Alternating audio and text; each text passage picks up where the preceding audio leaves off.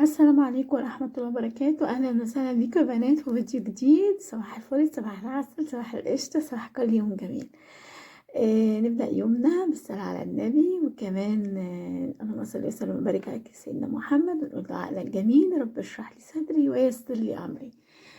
النهاردة والله العظيم يا بنات أنا حابة أتكلم معاكم في موضوع كده مهم جدا. معرفش، أنا حاسة أنا نفس الإحساس ده وكلكم حاسينه زيي، ولا أنا بس لوحدي؟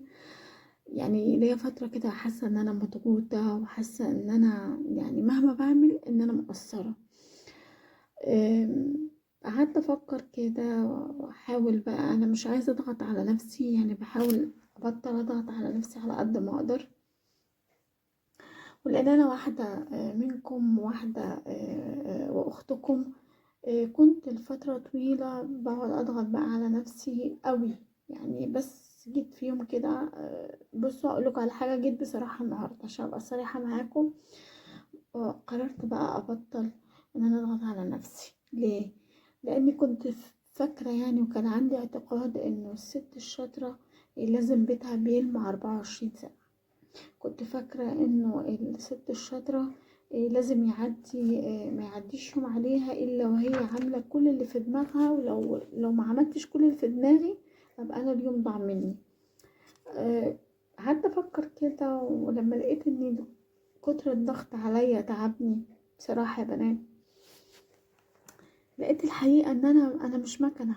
يعني احنا مش مكن علشان خاطر كل يوم اللي نبات فيه نصبح فيه. انا بعض احيان صدقوني بصحى الصبح بحس نفسي ان انا تقيلة قوي من غير سبب، مش قادرة اقوم من الفرشة، مش قادرة اعمل حاجة، مش قادرة اقوم انضف، مش قادرة اقوم اعمل حاجة. معرفش في ايه بس. ولان الموضوع ده بصراحة يعني كتر قوي، معرفش، جيت في الفترة الأخيرة كده لاحظت وأنا بقعد أتفرج بقى على السوشيال ميديا، لقيت إنه يعني دايما بيصورولنا كل حاجة مثالية، كل حاجة 100 100.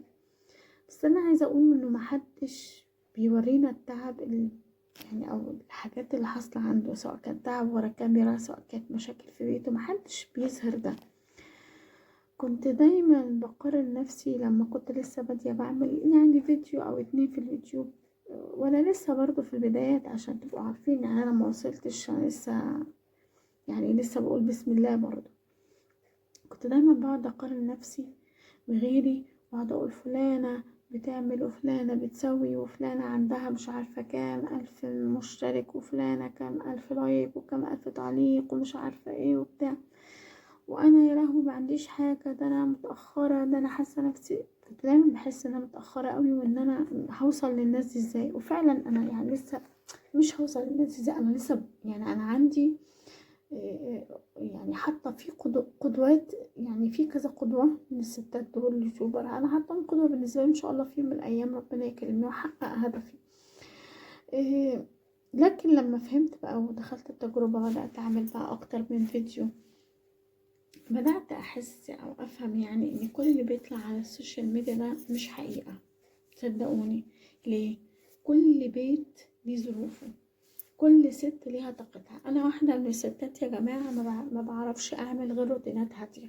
يعني أنا في روتيناتي هتلاقيني بعمل حاجتين أو حاجة بالكتير، اكتر من حاجتين 3 ما اقدرش اعمل. يعني انا بشوف في مثلا فيديوهات ستات بتقوم في عز الشتاء تكسر الدنيا، تغسل في السجاد وتقعد تغسل في السيراميك، انا ما اقدرش. انا لو عملت كده ممكن اتعب، اعيا، اروح مستشفى.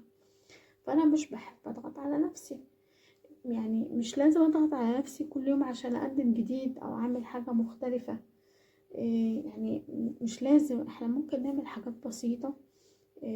أكلة بسيطة نكون مثلا محتاجينها في البيت، بفرش فرش بسيط، بس بعمل حاجة بحب. أنا بعمل حاجة بسيطة بس ببقى عاملاها بحب. مش لازم أملى السفرة أكل أو أملى الصينية أكل يعني تبقى مليانة. مش لازم مش لازم المطبخ بتاعي يكون كامل من الألف للياء. مش لازم يا جماعة، الكمال لله وحده. يعني انا بشوف ستات مثلا وفيديوهات، لا السفرة مليانة اكل، ليه عشان ايه ده كله؟ ال ال ال المطبخ كامل من الالف للياء مفهوش تكه. ليه ده كله؟ يعني مش لازم كل حاجه تبقى عندك كامله، احنا بشر. يعني النقص ده من صفات البشر، الكمال من صفات الخالق سبحانه وتعالى. عايزه اقول لك حاجه مهمه، الراحه مش ضعف ولا تعب، صدقيني، ولا كسل. الست اللي بتقف شويه عشان تريح نفسها، دي ست بتبقى قوية. انا بسميها ست قوية علشان هي بتاخد ريست، تاخد فترة راحة عشان تقدر تكمل في المكنة تقدر تشتغل تاني، عشان الخلاط يقدر يدور ويلف من تاني. عايزة اقول لكم اني انا لما بطلت اضغط على نفسي بقيت بعمل اقل حاجة بحس بيها ان انا راضيه. يعني انا اقل حاجه هعملها احس فيها رضا، واحس ان انا مبسوطه قوي ان انا عملت حاجه بسيطه وصورتها فيديو. ده جميل قوي بالنسبه لي. برتب اوضه الليفنج روم زي ما انتم شايفين، هو ده روتيني في منتهى البساطه. النهارده عملت حاجتين، رتبت الليفنج روم ونظفت الليفنج روم يعني، ودخلت عملت أكلة بسيطة مصرية تقليدية جدا. دول الحاجتين اللي عملتهم بحب، وعملتهم وانا مرتاحة، وعملتهم من غير قلق، وعملتهم بهدوء، وعملتهم وانا مبسوطة، وعملتهم وانا فبتحسي ان انتي راضية وانتي بتعملي الحاجة دي. كفاية ان انتي بتبقي راضية. انا ما قدرتش اعمل حاجة تانية، هعملها بكرة ان شاء الله بإذن الله، اعملها بكرة. يعني النهاردة اللي قدرت اعمله كفاية، وبإذن الله إن شاء الله بكرة بأعمل الباقي. كل ما بعمل حاجة يعني مش لازم كله أعمله في نفس اليوم. ما أنا باقي الأسبوع هعمل إيه؟ يعني أنا باقي الأسبوع أنا قاعدة فاضية، هعمل إيه؟ مش هعمل حاجة. أنا بدل ما أضيع وقتي، يعني باقي الأسبوع هضيع وقتي على التليفون وأقعد بالساعات وأقعد أكلم دي وأكلم دي، أقعد أتفرج على الفيديو ده والفيديو ده أو المسلسل ده أو مش عارفة الإعلان ده. طب ما أنا معلش بدل ما أعمل ده كله وأوجع دماغي وأوجع قلبي، طب ما أنا يعني وأهلك نفسي في نفس الوقت. يعني أدمر نفسي في يوم، أخبط الدنيا كلها وأقلب الدنيا كلها عشان في يوم واحد، عشان باقي الأسبوع أبقى قاعدة مرتاحة وبتفرج براحتي. لا، أنا مجيش على صحتي عشان أقعد أتفرج على السوشيال ميديا. السوشيال ميديا موجودة، هتفرج عليها في أي وقت.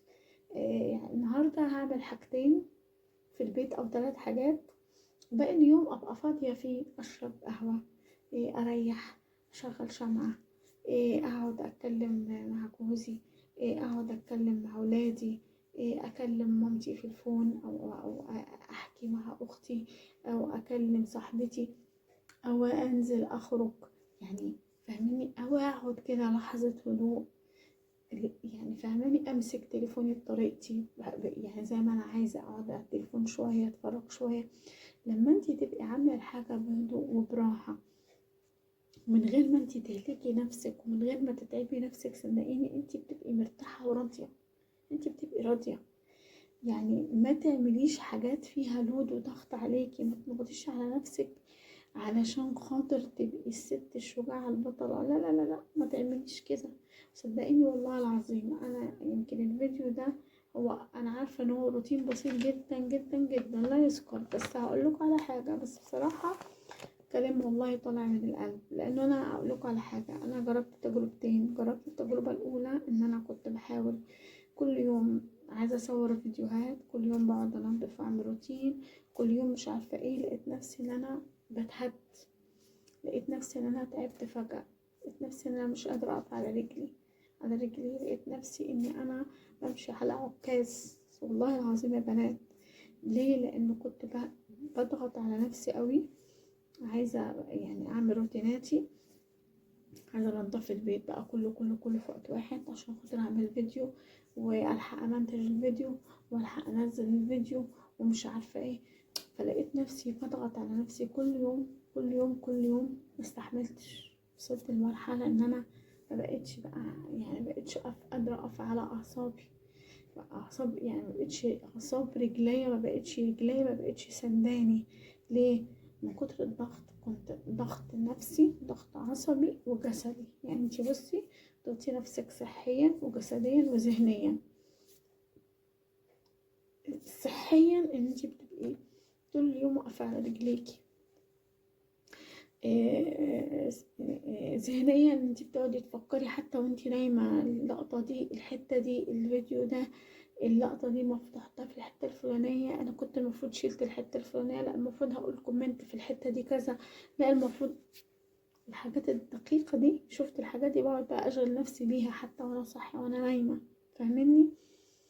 يعني نفسيا بقى ان انتي بقى عندك البيت وعندك بقى حاجات تانية غير ده كله، عندك حاجات تانية في البيت بتعمليها، عندك التزامات تانية في البيت بتعمليها، او وراكي امور تانية وراكي. فلقيت نفسي ان انا خلاص بقى بقيت مضغوطة نفسيا وجسديا وصحيا، وبدأت ادخل في مرحلة صحية. والله اقسم بالله يا بنات، انا يمكن حكيت في الفيديوهات اللي فاتت، كنت بقوم الصبح بدري اقرأ عافاكم الله، يعني ربنا يا رب ما يكتبها لي ايام ولا ارجع لها تاني. كنت بقوم على عكاز، صدقوني كنت الصبح في العكاز جنب السرير، بصحى الصبح احط ايدي على عكاز عشان يعني امسك العكاز اول ما احط رجلي على الارض عشان اعرف امشي.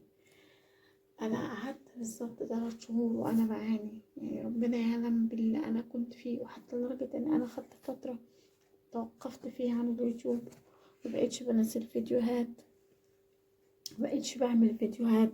كنت لسه في بداياتي، انا كنت لسه ببتدي، يعني كنت كل اللي عملتهم حوالي 3 فيديوهات تقريبا، وحصل لي الدروب ده. يعني عملت 3 فيديوهات وحصلت لي المشكلة الصحية دي، مش فاكرة 3 تقريبا أو 4، مش متذكرة عشان مبقاش بكذب عليكم. وبعدين دخلت بقى في التجربة الصعبة دي، تجربة الحمد لله رب العالمين أنا بقول عليها يعني امتحان من رب العالمين للواحد، وابتلاء. كان الحمد لله رب العالمين، كان ابتلاء في الصحة، ابتلاء في ان انا مكنتش قادرة اقف على رجلي. فعديت فعلا يعني ظروف كده في حياتي في الفترة دي. كانت فترة فعلا صعبة يعني، ورحت لأكتر من دكتور، وكل دكتور كان بتشخيص مختلف عن التاني. فيعني الحمد لله رب العالمين. والله العظيم عايزة اقول لكم يا بنات ان الصحة والله العظيم نعمة كبيرة جدا جدا جدا جدا. واوعي تقوليلي انك انتي ان الصحة مش نعمة، لا والله نعمة كبيرة جدا. ومهما نحاول ومهما نقول يعني بصي، اي تعب بتتعبيه هو محسوب عليكي انتي لوحدك، مش محسوب على حد تاني غيرك. انتي اللي في الاخر بتتعبي. ما تستحمليش فوق طاقتك عشان حد يقول عليكي ان انتي، عشان تستنيني يقولوا عليكي ان انتي ست قوية. لا انا مش عايزة حد يقول ان انا ست قوية، مش عايزة حد يقول ان انتي ست شجاعة، لا. انا عايزة ابقى ست بسيطة، ولا انا قوية ولا انا شجاعة، ومش انا اللي هتحمل المسؤولية. انا عايزة غيري يتحمل مسؤوليتي. لا مش هعمل كده خالص، يعني مش هاجي على نفسي ولا على صحتي. مش هضغط على نفسي في موضوع ان انا لازم كل حاجة تبقى بالمسطرة والقلم زي ما بيقولوا. لازم البيت يبقى 48 ساعة في 24 ساعة مترتب ومنظم. لا، البيت فيه بني ادمين وفي ناس عايشة، ولازم الحاجات تتلخبط، ولازم الحاجات تتبهدل، ولازم الحاجات متبقاش مترتبة عشان نرجع نرتبها. يعني انا عارفة انه بس كل ست فينا، انا عارفة ان كل ست فينا حاسة بنفس الاحساس اللي انا حسيت بيه. وده وافتكري دايما وانا بفكر نفسي على فكرة، يعني اني انا مش مقصرة، وانا بحاول اعمل اللي اقدر عليه. يعني بصوا، انا بقول لنفسي حاليا دلوقتي كده لما حاجه بيجي بيتكلم بقول له بصوا انا مش مقصره، حقيقه انا مش مقصره، بس انا بحاول اعمل اللي اقدر عليه. انا مش هضغط على نفسي عشان اعمل حاجه فوق طاقتي. انا اللي بقدر اعمله بعمله. انا هعمل النهارده انضف الليفنج روم وادخل المطبخ اعمل اكله، هدخل المطبخ والليفنج روم اعمل اكله. انتوا نسيتونا لسه ما عملتوش اللايك والكومنت ولا ايه، والاشتراك في القناه؟ انا بفكركم عشان انتوا بتنسوا في وسط السكه وبتقعوا مني. فكركم بالاشتراك في القناة واللايك والكومنت، وفضلا وليس امرا، علشان بس العيلة تكبر بيكم والله يا بنات. وانا اتمنى ان من هنا لحد رمضان يا رب يعني الشير بقى كتير يا بنات، الله يبارك لكم ان شاء الله، حتى يعني العدد يزيد. نفسي بتمنى من ربنا سبحانه وتعالى ان من هنا لحد يعني رمضان يكون حتى كملنا 1000 مشترك باذن الله يا رب. بدعواتكم ليا وبدعمكم ليا وقفكوا جنبي، وانكم تشيروا وتعملوا كومنتات كتيرة وتعملوا لايكات كتيرة. انا شايفة مفيش حد بيعمل كومنت. ولو انتوا بجد يعني انا لو روتيناتي الهادية دي، بصوا يا بنات انا روتيناتي هادية وبقولها لكم اهو، لو انتوا حابين الروتينات الهادية دي فيعني انتوا حابينها بجد قولولي يعني لو حابينها يشرفني وينورني انكم انتوا تشتركوا في القناة بتاعتي وتعملوا لايكات فيها. وانا عشان ابقى صريحة معاكم، انا مش من الستات اللي بتحب تعمل روتينات صعبة. يعني الروتينات اللي بشوفها دي فيها شدة وصعبة. لا انا طاقتي ان انا اعمل في اليوم 2 روتين او 3 بالكتير. اكتر من 3 روتينات مش بقدر اعمل. وبعدين انا يمكن كمان البيت عندي اغلبه الشقة اغلبها باركيه، عشان كده انا مش من الستات اللي بقدر ادلق بقى ميه واعمل مش عارفه ايه، لان الخشب ممكن يغرق وممكن طبعا تحصل مشاكل. فانا عندي باركيه وعندي قناتكس بره في الصاله وفي الليفنج روم يعني والصالون، وباقي الشقه عندي باركيه، ما عدا طبعا المطبخ والحمام واكرمكم الله والطرقه. فما بقدرش ادلق ميه كتيره زي ما الناس بتعمل في الشتاء او في الصيف، ما ينفعش. لو دلقت الميه ممكن تنزل على الخشب تبهدله. فعشان كده روتيناتي بتبقى روتينات بسيطه. اتمنى والله العظيم البنات بجد ان كلامي اللي انا بقوله ده، عارفه ان روتيني النهارده كان روتين بسيط جدا، بس اتمنى انه كلامي ده يكون بجد يعني بيلمس قلبكم. واتمنى ان انتوا تكون والله كلامي ده بجد من القلب. يعني انا لما بتكلم معاكم بحس ان انا بتكلم مع اخواتي، بحس ان انا بتكلم مع اصحابي، بحس ان انا بتكلم مع حبايبي. ربنا يخليكم ليا ويديكم نعمة في حياتي ويخليكم ليا. بجد انا محتاجة دعمكم، بجد اقسم بالله انا محتاجة دعمكم ليا. يعني انا في اعز في يعني في اشد الاحتياج لدعمكم ليا.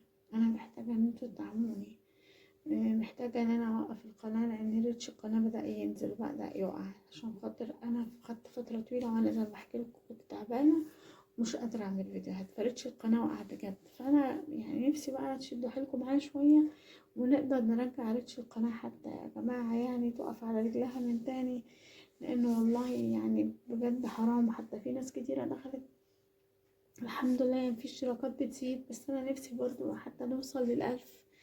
ان شاء الله ان شاء الله عندي امل في ربنا، وانه ان شاء الله من هنا رمضان كده يكون ربنا اكرمنا يا رب ووسع علينا كده. وانا محتاجه دعمكم ليا والله، انتوا اخواتي وحبايبي، ويعني ربنا ما يحرمني منكم، ربنا يخليكم ليا. ما تبخلوش على اختكم بالاشتراك في القناة، ولا انكم تشيروا القناة، ولا انكم تدعموني وتعملوا لايك والكومنت. ما تبخلوش بجد عليا، محتاجة والله دعمكم ليا. عايزة اوريكم حاجة حصلت. شفتوا المطبقية بتاعة المطبخ حصل لها ايه؟